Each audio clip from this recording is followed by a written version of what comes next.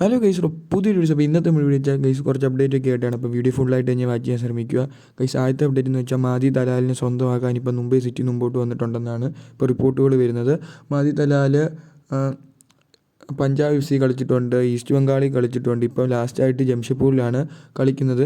ജംഷഡ്പൂർ ഈ സീസണിൽ ISL കളിക്കുന്നില്ലെന്ന് ഒഫീഷ്യലായിട്ട് തന്നെ കൺഫർമേഷൻ വന്നിട്ടുണ്ട്.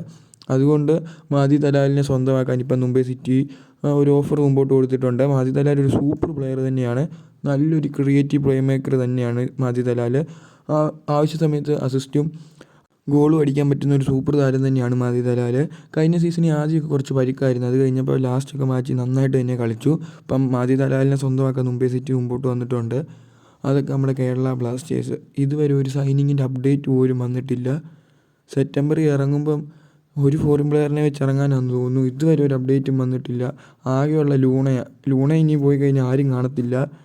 ലൂണ എന്തായാലും കാണും ഈ സീസണിൽ കേരള ബ്ലാസ്റ്റേഴ്സിനോടൊപ്പം. കാരണം ലോൺ കഴിഞ്ഞ് തിരിച്ചു വന്നിട്ടുണ്ട്. ഒഫീഷ്യലായിട്ട് തന്നെ കേരള ബ്ലാസ്റ്റേഴ്സ് ഇട്ടിട്ടുമുണ്ടായിരുന്നു. ഗൈസ്, എന്തായാലും നമുക്കും ഇനി നല്ല നല്ല സൈനിങ് വേണം, നല്ല പ്ലേയേഴ്സിൻ്റെ ആവശ്യമുണ്ട്. അപ്പം ഇതിനെക്കുറിച്ചുള്ള നിങ്ങളുടെ അഭിപ്രായം എന്തായാലും ഒന്ന് താഴെ കമൻറ്റ് ചെയ്യണേ. മാദി തലാലിനെ കുറിച്ച് ഉള്ള നിങ്ങളുടെ അഭിപ്രായം, നിങ്ങളുടെ ഒപ്പീനിയൻ എന്തായാലും ഒന്ന് താഴെ കമൻറ്റ് ചെയ്യണം. അപ്പം ബൈ ഗൈസ്, ചാൻസ് വാച്ചിങ്.